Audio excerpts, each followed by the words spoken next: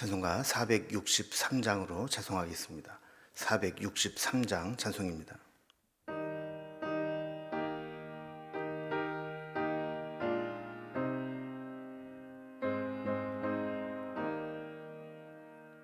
신자 되기 원합니다.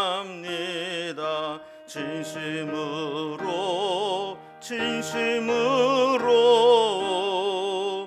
신자 되기 원합니다. 진심으로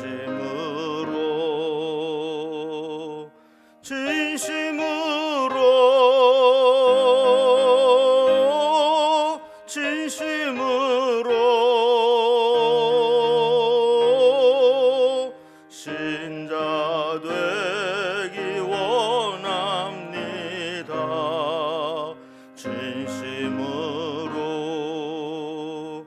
사랑하기 원합니다. 진심으로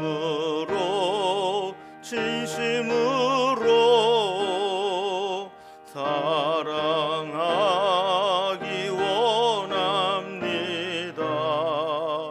진심으로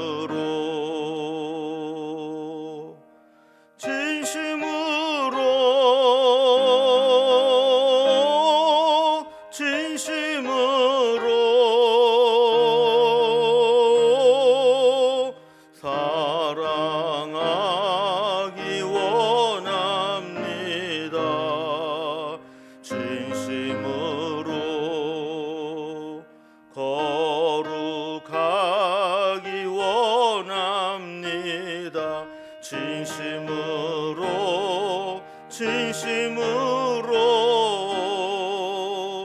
거룩하기 원합니다.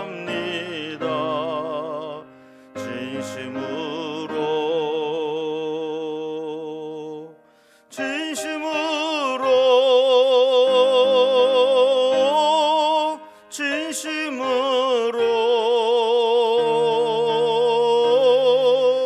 거룩하기 원합니다.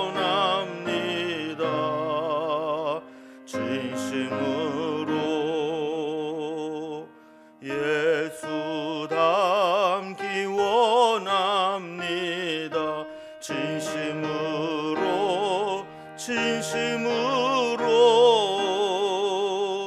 예수 닮기 원합니다.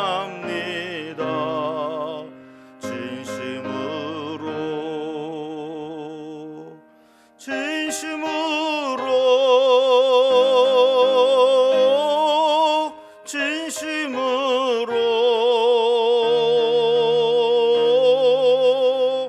예수 닮기 원합니다.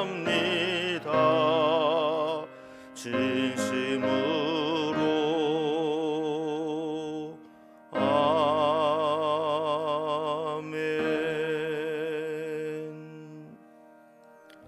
아멘. 오늘 함께하는 하나님 말씀은 신약성경 마태복음 25장 31절에서 46절까지 말씀입니다. 마태복음 25장 31절에서 46절까지 신약성경 44면에 있습니다. 말씀을 제가 봉독하겠습니다. 인자가 자기 영광으로 모든 천사와 함께 올 때에 자기 영광의 보좌에 앉으리니 모든 민족을 그 앞에 모으고 각각 구분하기를 목자가 양과 염소를 구분하는 것 같이 하여 양은 그 오른편에 염소는 왼편에 두리라. 그때의 임금이 그 오른편에 있는 자들에게 이르시되 내 아버지께 복받을 자들이여 나와 창세로부터 너희를 위하여 예비된 나라를 상속받으라. 내가 죽을 때에 너희가 먹을 것을 주었고 목마를 때에 마시게 하였고 나그네 되었을 때에 영접하였고 헐벗었을 때에 옷을 입혔고 병들었을 때에 돌보았고 옥에 갇혔을 때에 와서 보았느니라. 이에 의인들이 대답하여 이르되 주여 우리가 어느 때에 주께서 줄이신 것을 보고 음식을 대접하였으며 목마르신 것을 보고 마시게 하였나이까. 어느 때에 나그네 되신 것을 보고 영접하였으며 헐벗으신 것을 보고 옷 입혔나이까. 어느 때에 병드신 것이나 옥에 갇히신 것을 보고 가서 배웠나이까 하리니 임금이 대답하여 이르시되 내가 진실로 너희에게 이르노니 너희가 여기 내 형제 중에 지극히 작은 자 하나에게 한 것이 곧 내게 한 것이니라 하시고 또 왼편에 있는 자들에게 이르시되 저주를 받은 자들아 나를 떠나 마귀와 그 사자들을 위하여 예비된 영원한 불에 들어가라. 내가 줄일 때에 너희가 먹을 것을 주지 아니하였고 목마를 때에 마시게 하지 아니하였고 나그네 되었을 때에 영접하지 아니하였고 헐벗었을 때에 옷 입히지 아니하였고 병들었을 때와 옥에 갇혔을 때에 돌보지 아니하였느니라 하시니 그들도 대답하여 이르되 주여 우리가 어느 때에 주께서 줄이신 것이나 목마르신 것이나 나그네 되신 것이나 헐벗으신 것이나 병드신 것이나 옥에 갇히신 것을 보고 공양하지 아니하더이까. 이에 임금이 대답하여 이르시되 내가 진실로 너희에게 이르노니 이 지극히 작은 자 하나에게 하지 아니한 것이 곧 내게 하지 아니한 것이니라 하시리니 그들은 영벌에 의인들은 영생에 들어가리라 하시니라. 아멘. 우리는 지금까지 예수님께서 말씀하신 여러 개의 비유의 말씀들을 살펴보았습니다. 24장 45절에서 51절까지는 충성되고 지혜 있는 종과 악한 종의 비유에 대해서, 그리고 25장 1절에서 13절까지는 열처녀의 비유에 대해서, 그리고 25장 14절에서 30절까지는 달란트 비유에 대해서 이렇게 말씀을 하시면서 이 세 개의 비유의 공통점은 주님이 언제 오실지 그 정확한 일자와 시간을 모르기 때문에 우리는 늘 깨어 있으면서 언제라도 주님 맞이할 준비를 해야 된다. 이것이 정말 마지막 시대를 살아가는 신앙이다라는 말씀을 우리에게 주신 것을 살펴보았습니다. 오늘은 이 종말에 관한 설교를 다룬 24장에서 25장까지 소묵시록에 관련된 내용의 마지막 이야기입니다. 종말에 대해 교훈을 하시는 것 중에서 마지막 결론 부분이고 또 절정을 이루는 부분입니다. 우리가 일반적으로는 양과 염소의 비유라 이렇게 알려져 있는 본문이죠.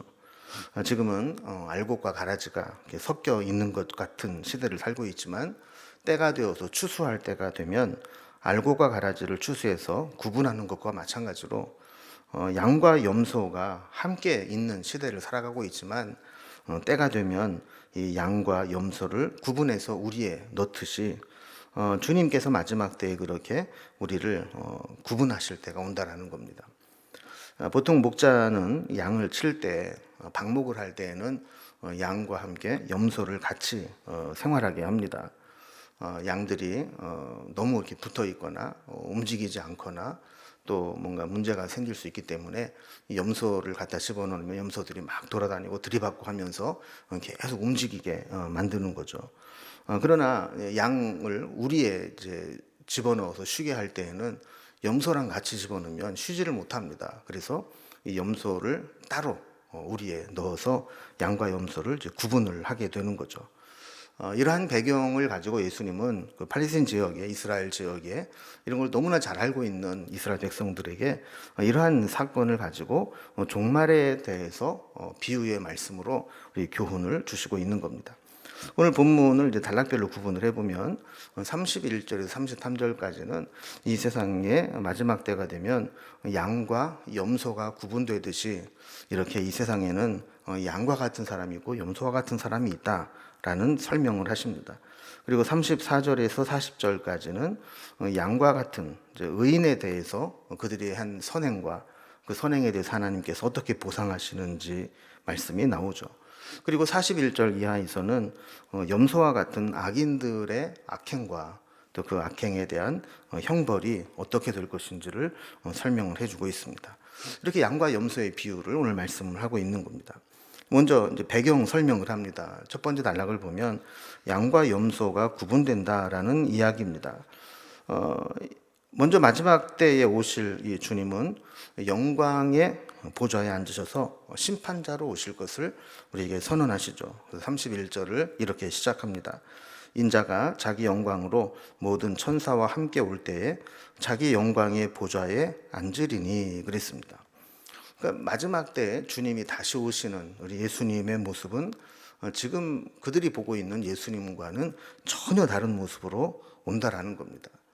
당장 이제 제자들이 보게 될 예수님은 이제 불과 며칠 후가 되면 예수님이 십자가에 달려서 무기력하게 죽으시는 모습으로 보게 되는데, 마지막 때에 다시 오시는 주님의 모습은 어떠냐? 그런 모습이 아니고 자기의 영광으로 모든 천사와 함께 오셔서 영광의 보좌에 앉으실 것이라는 겁니다. 34절에 보면 마치 임금이 와서 왕의 권위로 최종 판결을 내리듯이 그렇게 오신다라는 겁니다. 자, 그리고 오셔서 심판을 하시게 되는데, 32절에 보면 그 심판을 비유로 목자가 양들을 우리에 넣을 때 양과 염소를 이렇게 구분해서 넣는 것과 같이 그렇게 심판하실 것이다 라고 말씀을 합니다. 33절에 보면 양은 그 오른편에, 염소는 그 왼편에 두리라, 따로 구분을 해놓는다는 겁니다. 자, 그러면서 이 양과 염소를 왜 구분을 하느냐 보면, 양과 염소는 사실은 생긴 것이나 살아가는 환경을 보면 비슷합니다. 먹는 것도 비슷하고 모양도 비슷하죠. 그러나 성격이나 성향을 보면 완전히 다릅니다.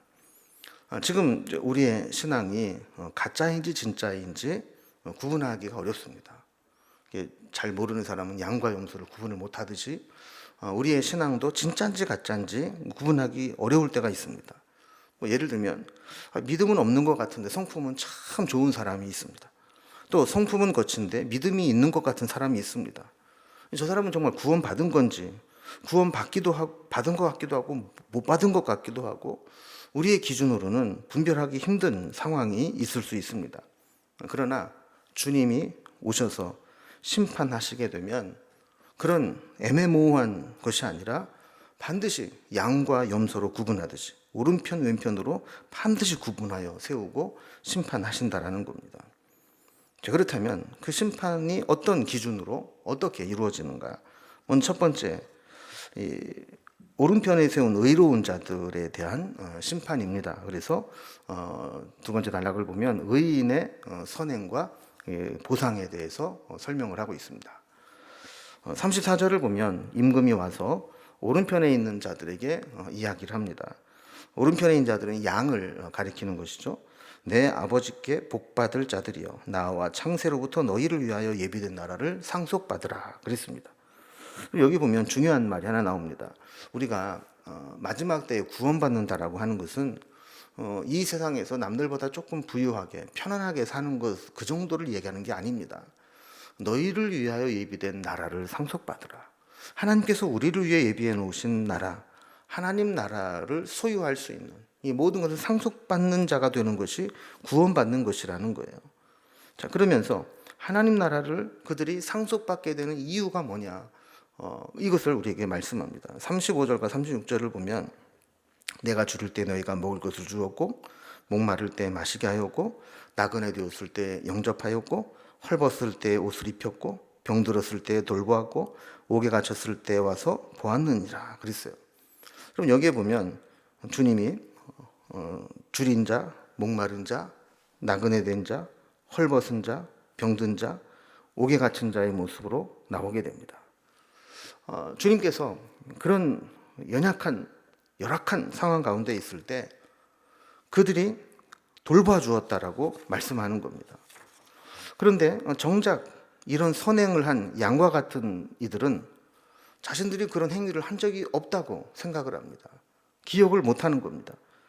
37절에 보면 이에 의인들이 대답하여 이르되 주여, 우리가 어느 때에 주께서 줄이신 것을 보고 음식을 대접하였으며 목마르신 것을 보고 마시게 하였나이까 그랬습니다. 38절에도 보면 주님이 나그네 되셨을 때 우리가 언제 영접했고, 주님이 헐벗으셨을 때 우리가 언제 옷을 입혔습니까? 39절에도 보면 주님이 병드시거나 옥에 갇히셨을 때 우리가 찾아뵙고 돌봤다고 하는데 우리가 언제 그렇게 했습니까? 주님께서 우리에게 칭찬해 주시는 것이야 좋을지 모르지만 우리는 주님께 그렇게 해드린 기억이 없습니다 라고 이야기를 하는 거죠. 여기에 대한 주님의 대답은 40절과 같습니다. 임금이 대답하여 이르시되 내가 진실로 너에게 이르노니 너희가 여기 내 형제 중에 지극히 작은 자 하나에게 한 것이 곧 내게 한 것이니라 하시고 그랬습니다. 여기 보면 우리 주님은 이렇게 지극히 작은 자들, 이런 자들을 주님과 동일시하는 것을 보게 됩니다. 성경은 종종 그런 부분이 있죠. 주님의 제자를 핍박하는 자를 예수님을 핍박하는 것으로 여기시고, 또 주님을 믿는 자들, 지극히 작은 자들을 잘 대접하고 돌보는 것을 마치 주님을 돌보는 것과 같이 그렇게 여기신다라는 거예요. 그럼 여기에 이 지극히 작은 자들은 누구냐? 1차적으로는 제자들을 의미하는 것일 수 있습니다. 그리고 2차적으로는 예수님을 믿음으로 말미암아 온갖 고난과 핍박과 불이익과 힘든 시간을 보내야 되는 성도들을 가리키는 겁니다. 그래서 양들은 양의 우리에 이렇게 들어가게 되지 않습니까? 양의 우리에 들어가 보니까 여기에 상처 입고 배고프고 헐벗고 도움이 필요한, 혼자서는 살아남을 수 없는 힘겨운 양들이 있습니다. 그들을 긍휼히 여기고 그들에게 필요한 도움을 주는 자들이 진짜 하나님의 나라에 들어가는 양들이라는 겁니다. 이제 앞으로 예수님께서 십자가를 지시고 죽으시게 되면 비록 부활하시고 승천하신다고 해도 예수님의 제자들과 믿는 자들이 앞으로 주님 때문에 고난과 박해를 받게 됨을 주님은 아셨습니다.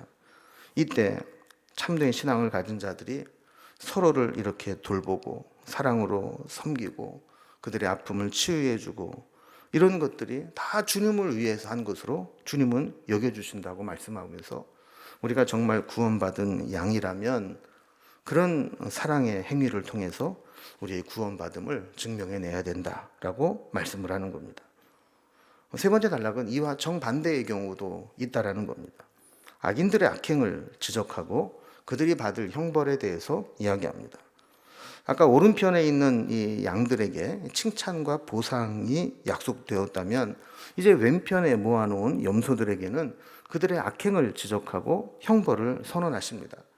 41절에 보면 또 왼편에 있는 자들에게 이르시되 저주를 받은 자들아 나를 떠나 마귀와 그 사자들을 위하여 예비된 영원한 불에 들어가라 그랬습니다. 앞부분에 말씀한 것, 양들에 대한 이야기와는 분위기가 완전히 180도 달라집니다. 오른편에 있는 자들에게 아주 주님께서 칭찬을 하고 축복을 했다면, 이제 왼편에 있는 염소와 같은 자들에게는 막 저주를 받은 자라고 하면서 너희들은 마귀와 마귀의 사자를 위해서 예비된 영원한 불에 들어가라 라고 심판을 선언합니다. 왜 그들은 그럼 그런 심판을 받아야 되는가? 42절에 보면 그들은 예수님께서 줄일 때 먹을 것을 주지 않았고 목마를 때에도 마시게 하지 않았다는 겁니다. 또 43절에 보면 주님이 나그네 되었을 때 영접하지 않았고 헐벗었을 때에도 옷 입혀주지 않았고 또 병들었을 때와 옥에 갇혔을 때에도 돌보지 않았다라는 겁니다. 양들이 자신들이 주님을 향해서 소자에게 향한 선행을 기억하지 못했듯이 염소에 해당되는 자들도 주님께 직접적으로 악행을 했다라고 기억하지 못하고 있습니다. 44절에 보면 그들도 대답하여 이르되 주여 우리가 어느 때에 주께서 줄이신 것이나 목마르신 것이나 나그네 되신 것이나 헐벗으신 것이나 병드신 것이나 옥에 갇힌 것을 보고 공양하지 아니하더이까 그랬습니다. 그들은 아무리 생각해 보아도 직접적으로 주님께 해를 가하거나 또 주님을 홀대하거나 주님을 돌봐야 될 때 돌보지 않은 기억이 없다는 겁니다. 여기에 대해 주님의 해석도 마찬가지입니다. 45절에 보면 이에 임금이 대답하여 이르되 내가 진실로 너희에게 이르노니 이 지극히 작은 자 하나에게 하지 아니한 것이 곧 내게 하지 아니한 것이니라 하시니라 그랬습니다. 앞으로 주님 때문에 믿음을 지키기 위해서 세상에서 상처 입고 고난당한 자들이 있을 텐데 그들을 외면하고 그들을 위해서 아무것도 하지 않는 것, 그것이 구원받지 못하고 심판을 받아야 되는 이유라는 겁니다. 주님이 우리에게 주시는 교훈은 이런 겁니다. 우리가 적극적으로 악을 행하는 것도 죄지만 마땅히 행해야 될 의로운 일을 외면하고 하지 않는 것도 죄라는 것을 가르쳐 주는 겁니다. 오늘 매일 성경 본문의 제목을 보면 하지 아니한 것에 대한 심판이라고 되어 있습니다.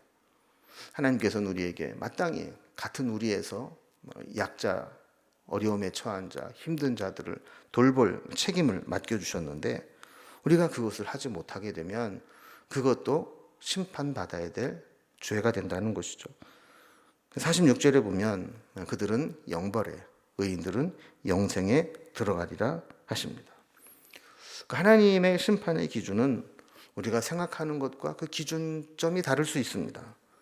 나 혼자 믿음 좋다고 떠버리는 것이 중요한 것이 아니라 정말 주님을 사랑한다면 주님을 사랑하는 마음으로 내 옆에 있는 작은 자, 정말 힘들고 외롭고 고통스럽고 상처 입은 자, 그런 자들을 사랑하고 섬기는 것, 그것이 주님의 제자의 삶이라는 겁니다. 우리가 주님이 오실 때까지 우리의 인생은 결코 편안하지 않을 것입니다. 또 신앙을 지키는 것도 쉽지 않을 것입니다. 그럴 때 우리 믿음의 사람들이 서로를 돌보고 서로를 사랑하고 아끼고 또 상처를 싸매주고 하면서 주님이 오시는 그날까지 우리의 믿음을 지켜나가기를 주님은 원하시는 겁니다. 오늘도 우리가 돌봐야 될 사람들, 내가 무엇인가 해야 될 사람들이 누구인가를 생각하면서 그들에게 사랑과 선행으로 그들을 돌보며 또 섬길 수 있는 귀하고 복된 날이 될 수 있기를 주님의 이름으로 기원합니다. 기도하겠습니다. 하나님 아버지, 마지막 때에 우리가 어떤 삶을 살아야 되는지에 대해서 양과 염소의 비유로 우리에게 가르쳐 주신 것을 보게 됩니다.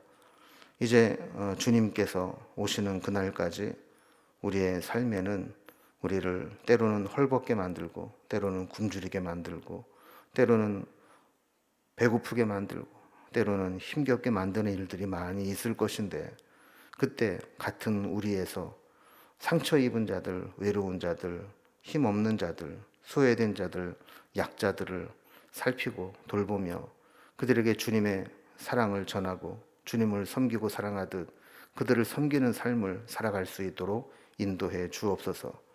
특별히 이 세상에서 믿음을 지키고 사는 것이 점점 힘든 세상이 되어져 갈 때 같은 믿음을 가지고 있는 자들이 서로 사랑하고 돌보고 또 섬기며 또 믿음으로 격려하며 살아갈 수 있는 공동체가 될 수 있도록 인도해 주시옵소서. 오늘도 주님을 닮아가기를 원하고 주님 가신 길을 걸어가기를 소망하며 결단하며 믿음으로 살아가기를 소망하오니 주님 손 붙잡고 하루하루 걸어가는 삶이 되게 하여 주옵소서.